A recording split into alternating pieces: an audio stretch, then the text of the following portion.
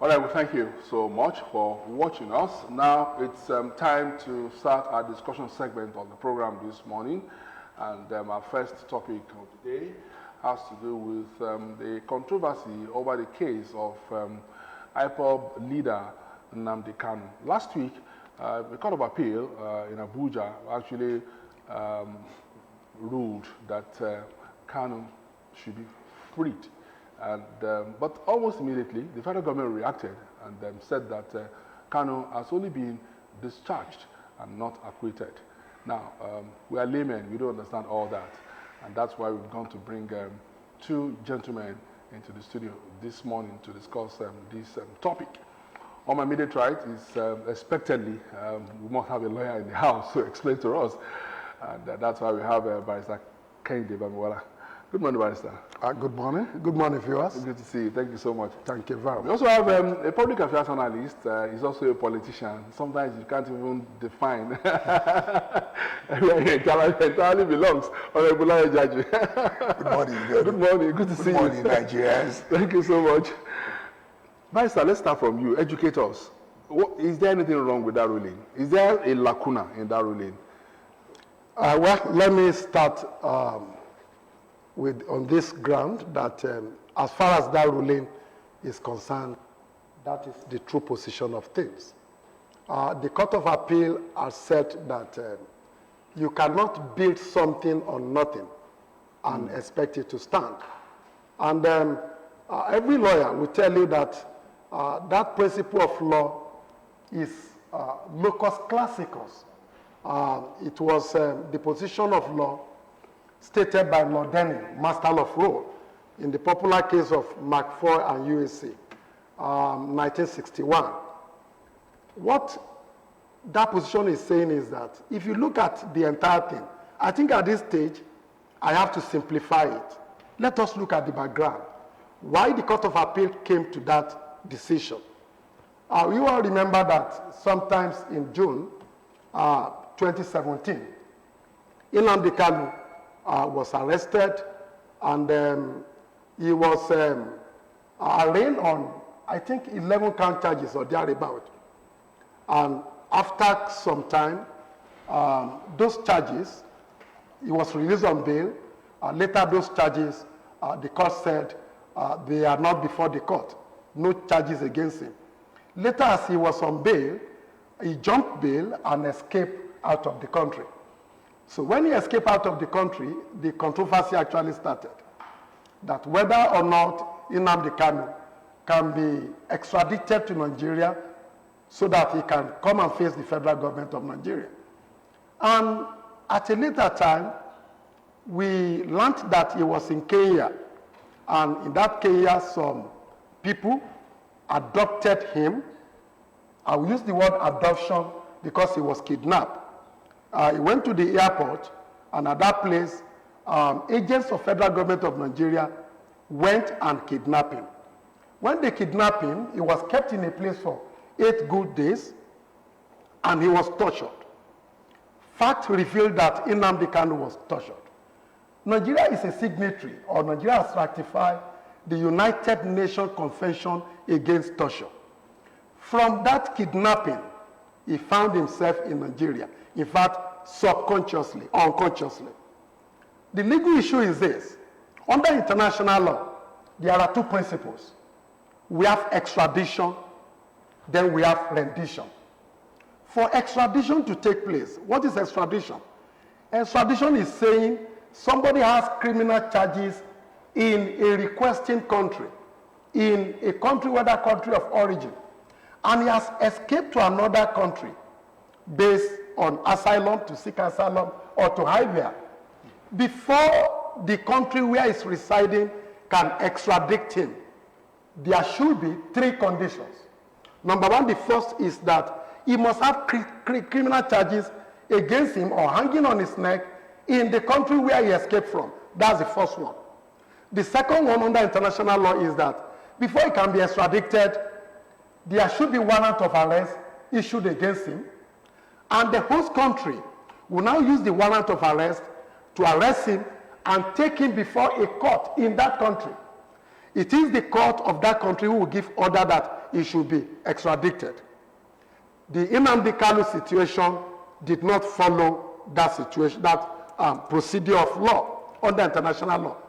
Kenya, for instance, in 1968, they enacted a law, an act, which is Extradition Commonwealth Countries Act 1968.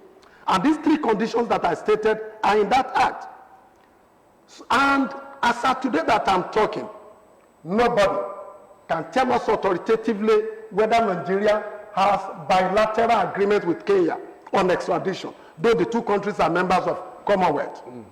Now, what Nigeria did is a repeat of history, because Nigeria, especially with due respect to President Muhammadu Buhari, his government is known for anti-human rights activities. Why did I say this?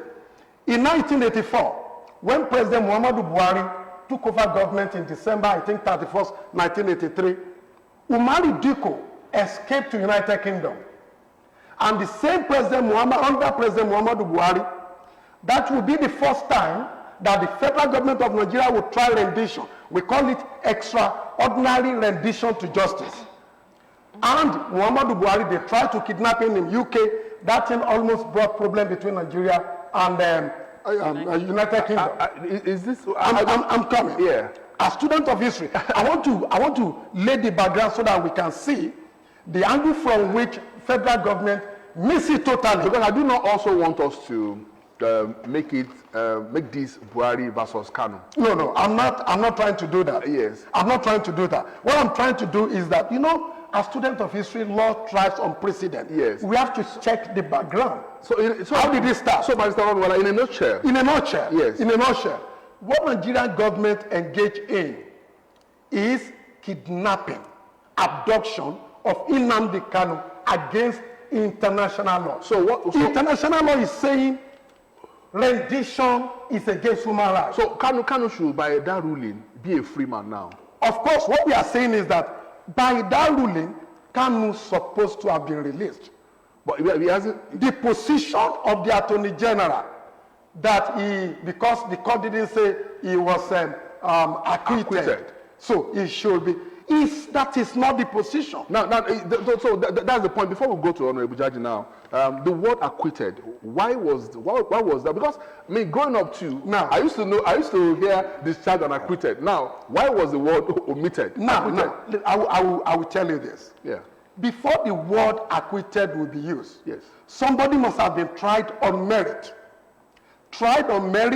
And what the Court of Appeal is saying is that the charges upon which you are bringing or you are arraigning this man, does not even those charges do not even arise at the beginning, ab initio. Okay, so because the foundation was faulty, you brought him in through an illegal means, and you are now bringing him to court because the process through which they brought Kanu Nnamdi to this country is illegal. Every other thing built on that foundation will collapse. That's the position of law. How does the politician see this? The politician plus public analyst.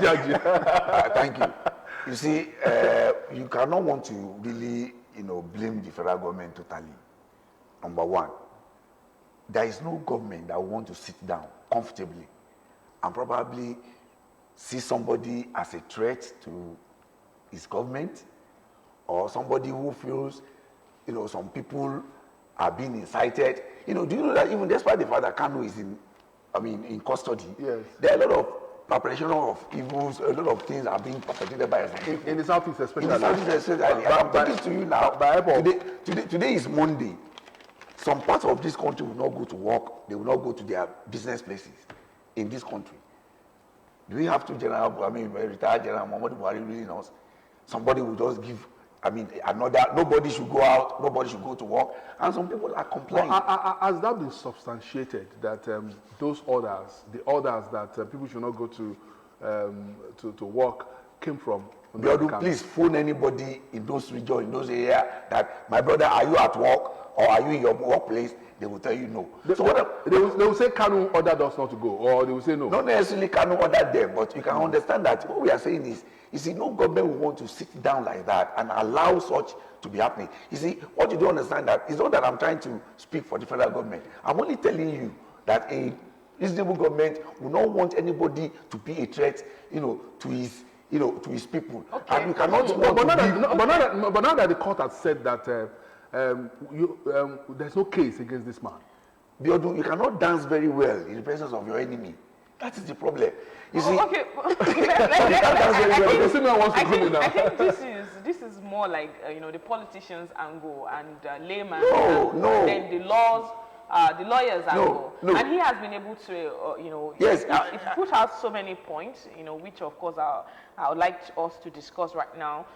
There was a case of someone jumping bail, and like you've mentioned, the international law, expected that wherever it is that he might have escaped to, they should be able to extradite him back into the country. And those moves were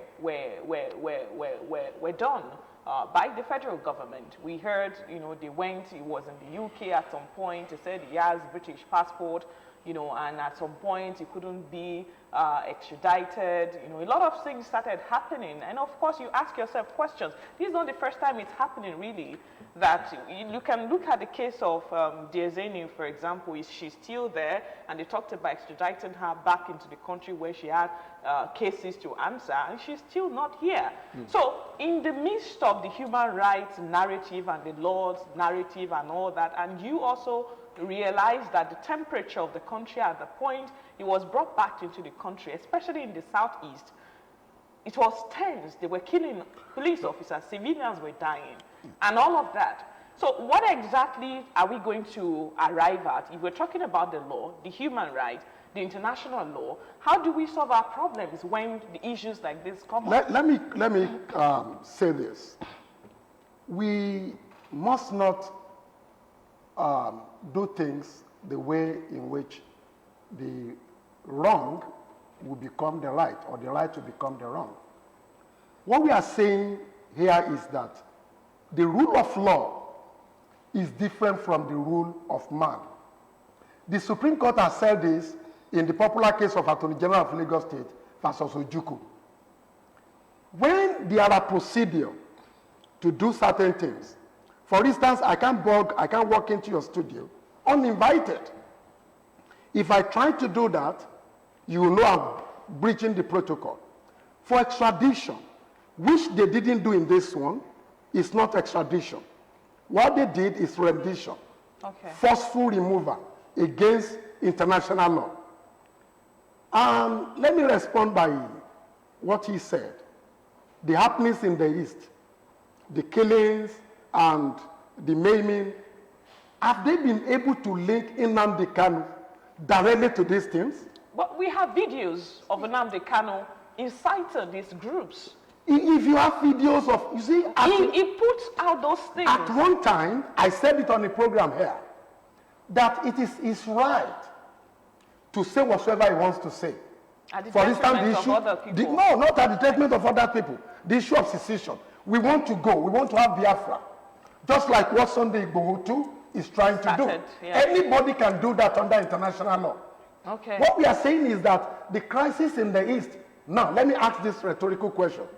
Are they saying keeping him, or since they have been keeping him in custody, the crisis has stopped, or they will stop? This is not the issue.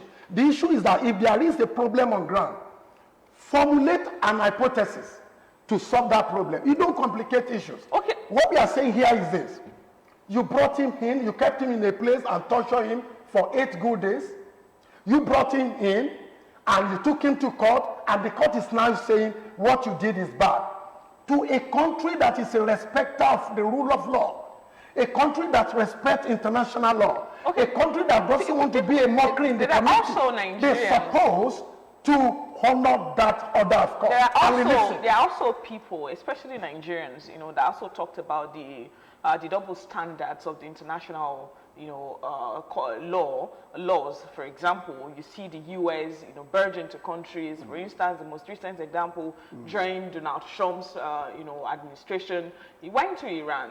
He did all sorts of things to the general that was supposed, that he said, is a threat to this and that.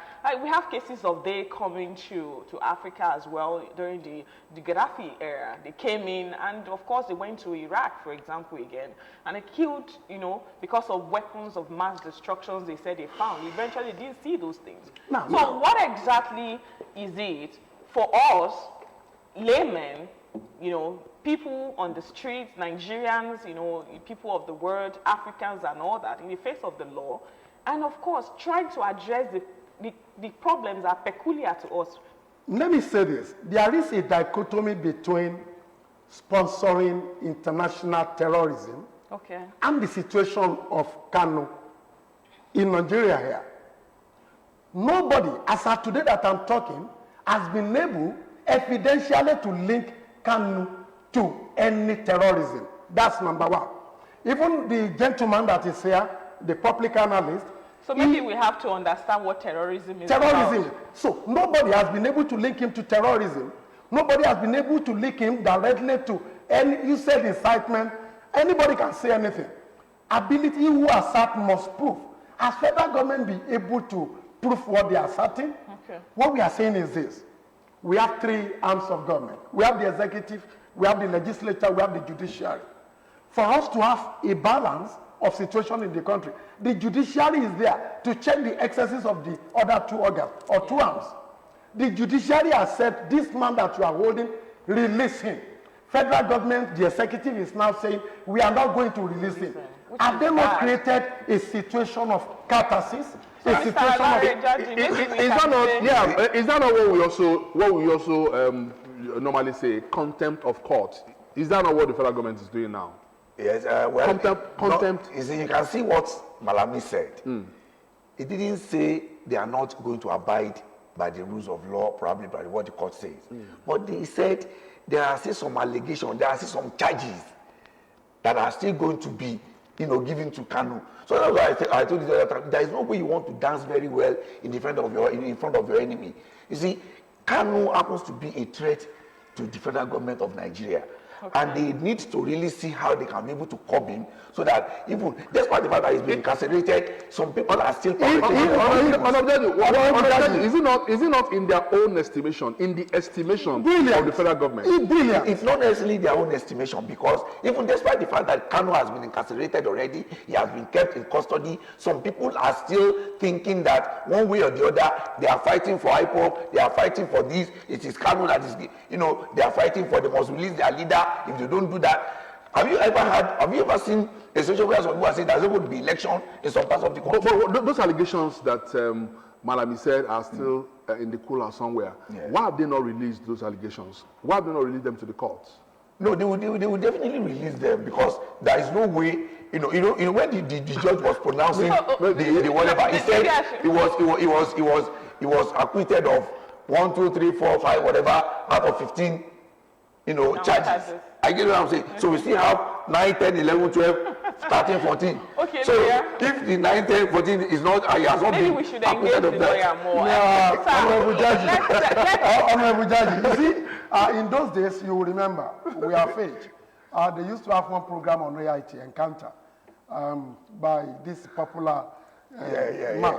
I don't want to turn this program to an encounter, because it has become an encounter already. Yes, I'm sitting beside him, and I don't. Can we look at the peculiarity of the Nigerian situation? For example, we have genuine agitators, from the southeast. It is our turn to also be the president of Nigeria. We have to secede if you're not giving us that opportunity to be part of Nigeria, sort of. Those are the narratives they put forward. And within that context, you also asked the question as to why leaders from the different groups. You could see that when Igboho started his own, people from here, when he was also captured, I don't know if you would say they kidnapped him too, in Benin Republic, for example. And then people left this, this region to meet with the president, to discuss with him whether to release him or not. And we've seen the Igbos also going there. That's the peculiarity of the Nigerian situation. So do you think political solution can actually help us to get not so much of law, you know, go to court and all that. It would also help us to get to somewhere. I am not disputing that fact that we have legal solution and we have political solution. But I will never fail to digress from law to sentiment, to political solution or anything. What we are saying is this. For instance, let me refresh our memory.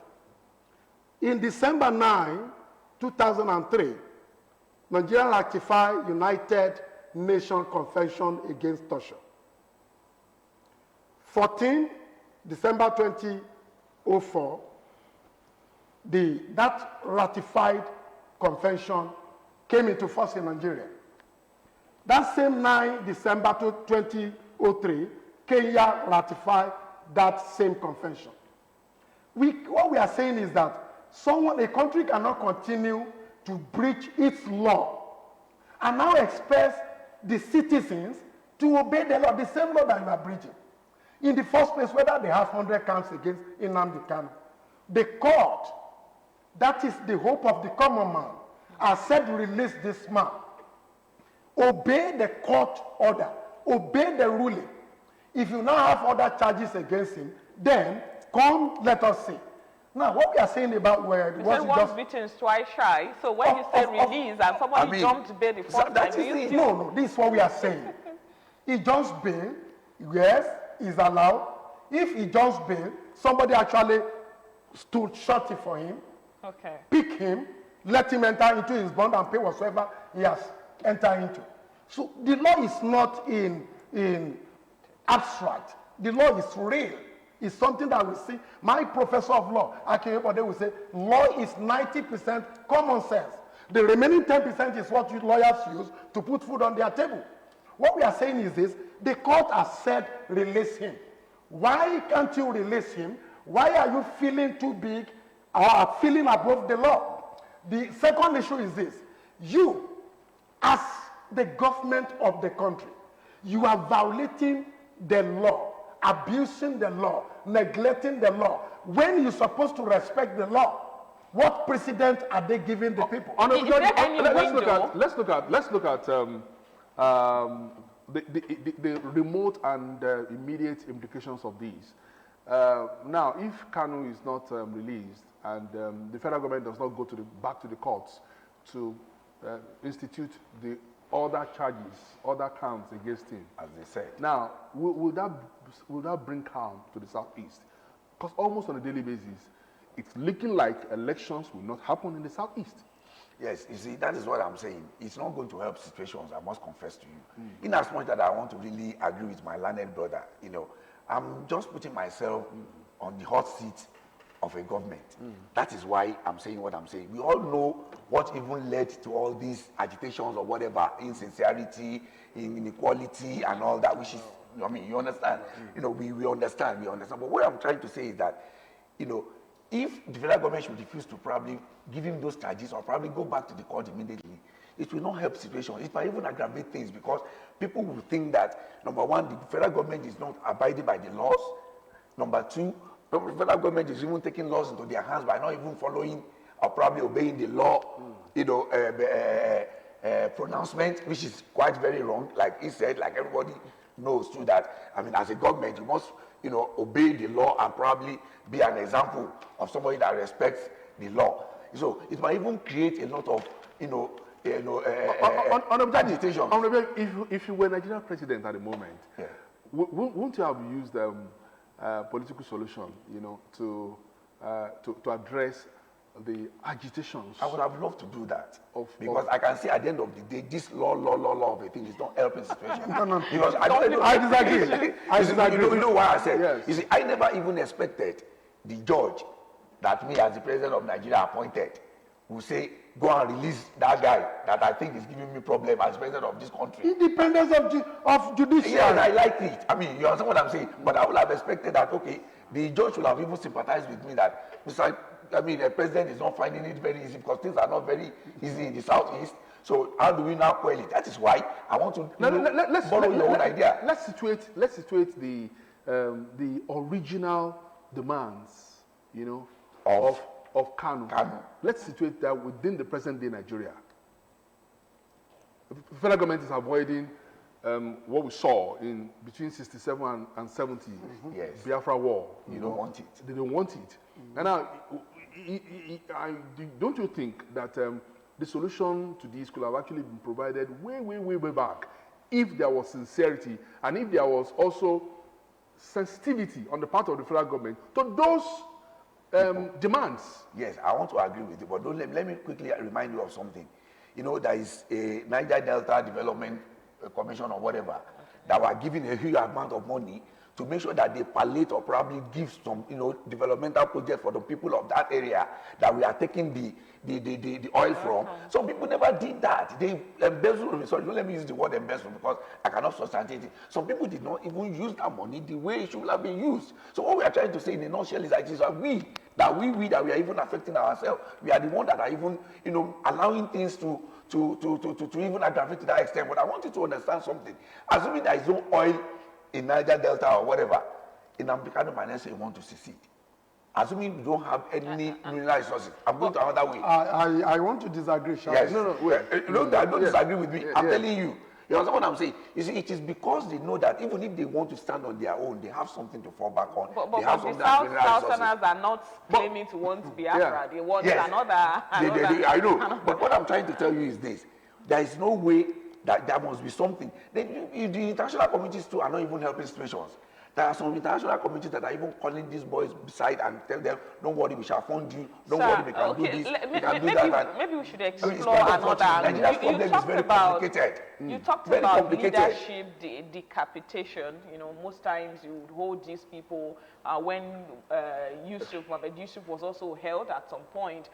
They thought probably, when he is no longer alive, maybe that would end the issue of Boko Haram, the threat that is going to put in the face of federal government. You said it's not really a solution. And of course, we've also seen different people talk about, acts of terrorism, people funding terrorism, and of course, they bring in weapons in the country. And in the face of the law, you also have the duty of the federal government to protect the integrity of Nigeria, of the space, and of course talk about national security. So when you have issues of human rights violations and at the same time you have issues of national security and you have to deal with, do we have provisions for that in the law such that you will do what you have to do as a government, irrespective of whether you are party to certain conventions in the past or in the international communities and all of that? Well, I must confess to you that the Nigerian situation now is very, very complex.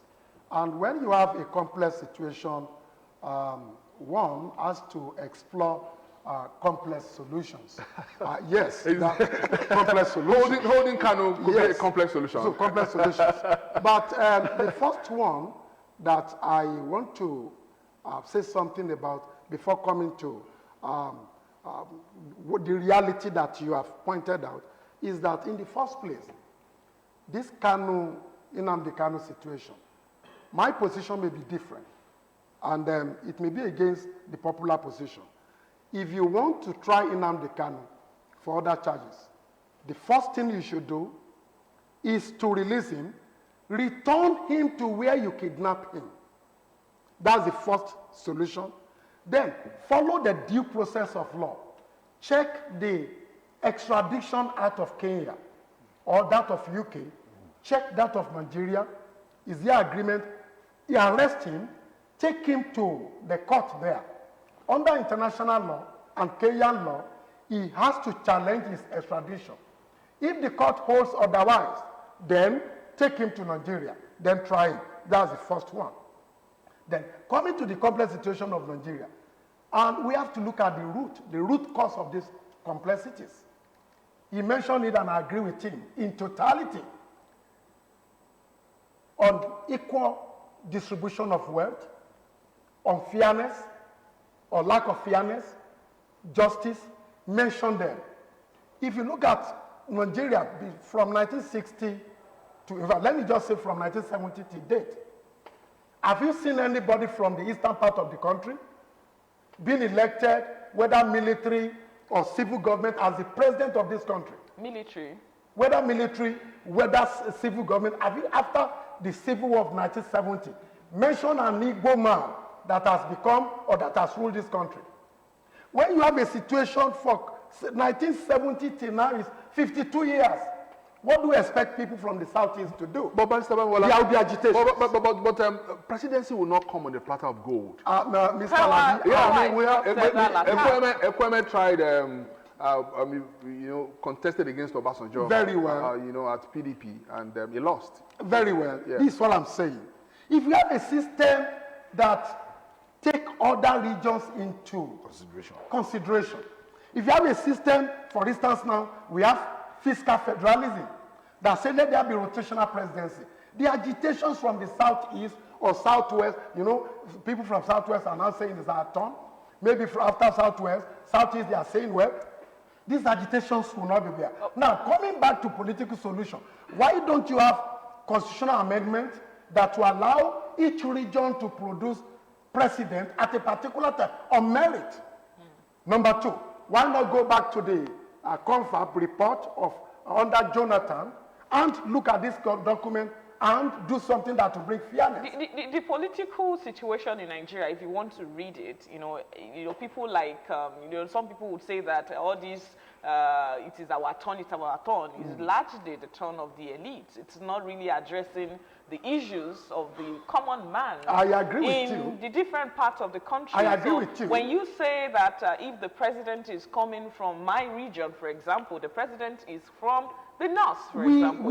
And you also, I'm coming, it's also trying to look at the reality of today. And of course, we can't deny the people like you described. And people talk about strategy. You have to plan what you, if you don't collaborate, in the sense that if you don't work with the people that you ought to work with, this is a democracy, for example.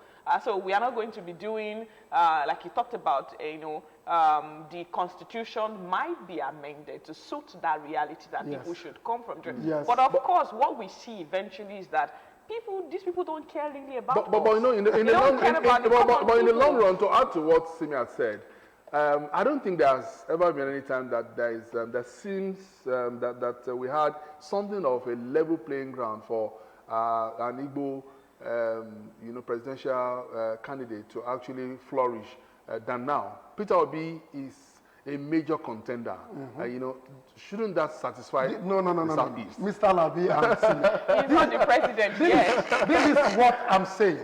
This is what I'm saying. We have Peter Obi coming from the Southeast. What prevents PDP from zoning their own presidential candidate to Southeast also? And what prevents APC? This is what we are saying. Let me talk from my own estate, from the Nigerian Bar Association, although I cannot speak for them here. For the presidency of Nigerian Bar Association, we have a system that works. When it comes to a particular region, you see people from another region, they will not contest it. So that we can have smooth running. That's why you have not seen lawyers going to court to challenge this, that. When it comes to Southwest, people from the Southwest will come. What I'm saying for equity and fairness is that since we have regions, let's have a constitution that will say between so-so period is the turn of the Southeast or South-South or Southwest, so that all the political parties will pick their candidates from that region. The agitations of IPOP leader or Kanu Nnamdi will disappear naturally. Now that's a political solution. He may not agree with that. He's an APC man. Would APC allow that?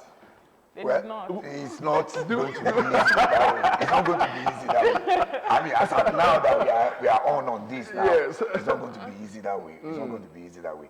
But I think what he said, I want to really agree with him that if there could be some kind of amendment or arrangement that let us do this, let us do that. But I think the truth of the matter that a lot of people refuses to mention, which I think I want to mention here, is that other parts of the country really trusting the Southeasterners? And that is what is bringing problem. So the first, the coup actually, gave them, Are we really trusting them? Are we really? Let us be sincere. Do we really want to probably give them that power and say, okay, please manage Nigeria for us? I mean, are we really trusting them that they will not want to say, okay, I'm post 2023 election, the issue of Kanu, Nnamdi, or IPOB, will remain. Definitely. Exactly. Won't it? Very well. It will remain. Yes. So I think it's just a question of this current administration not wanting to actually bother itself solving that very complex Because it's a very complex issue. I think we're getting close to the end of this discussion. So it's a clear case of legal sanctity, which Barrister Bamiwala has mentioned, and pragmatism on the part of the government, on the part of Honorable Jaji. Now, how do we harmonize this as we're closing gradually, Honorable Jaji? You see, I think the best thing is just to be sincere with ourselves. We can come to a round table and probably agree. Okay, Mr. Kanu, Mr. IPO people, what do you want? Mr. Federal Government, what do you think I can want? Which one can you be able? Just like ASO and Federal Government. At the end of the day, they settled. We can easily settle this. Okay, maybe you tell us, is it possible for you to take this out of court settlement? Or you're sticking to law? Out of court settlement. Anything is possible. In fact, even ADR is always the alternative dispute resolution. Well, it can be settled out of court. But however, I must say this, that until Nigeria starts to respect the rule of law, things will not get better.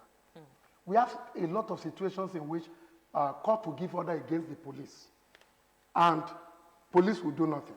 And tomorrow, the same policeman or police will come and arrest people, and they want them to keep the law. So what we are seeing today is a reflection. The problem in the judiciary as well is also, people would say that the judiciary is also part of the problem of this country. In what way? In so many ways, you see, getting judgment from different angles, Exactly. from, contrasting, what is it called? Contradictory judgments. Rulings. Rulings. And they talked about,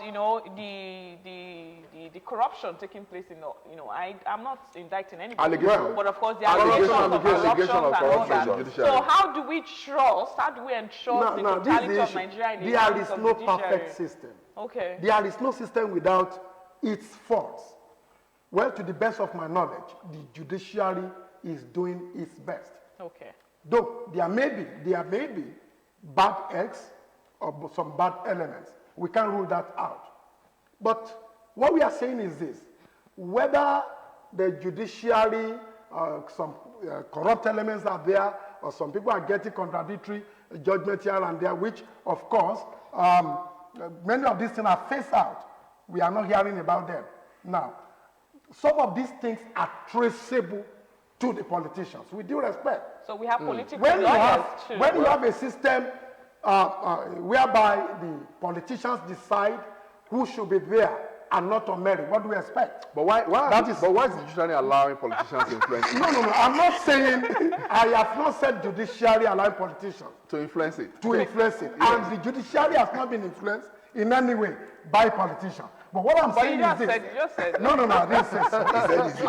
I didn't say so. I said when you have a system in which the politicians have Or determines who is going to be all the same, and it appears no independence of judiciary. What do we expect? Well, we must thank you so much, gentlemen, for coming. And as you leave the studio, I hope Honorable Jaji will not influence. No, he cannot. He cannot do that. He came to speak for the federal government this morning. Please, sir, let me appeal to him before you release Kanu. Take him to where you kidnap him, then follow the due process of law, bring him back, and take him to court. We shall respect the law. Really, that's true. Okay, well, we are good to go now, and we've been looking at the Nnamdi Kanu case controversy. It's a developing story. We're going to see a lot and hear a lot in the days ahead. But I don't know. The tragedy for me is that I doubt if election in the southeast will be hitch-free with the way things are going. And Anambra's election took place with all the agitations, and I think they'll have a way of resolving this. Anyway, we pray so. We pray so. Anyway, we must thank you so much, gentlemen, for coming. Barrister Thank you very much. Thank you so much. Thank you very much. Honorable Naya Jaji, thank you too. You've also been on hot seat this morning. Representing the federal government. All right, that's about that. We will come back shortly to discuss something else. Ogun State government is closing down some private hospitals. Why are they doing that? We will know that in a short while. Stay with us.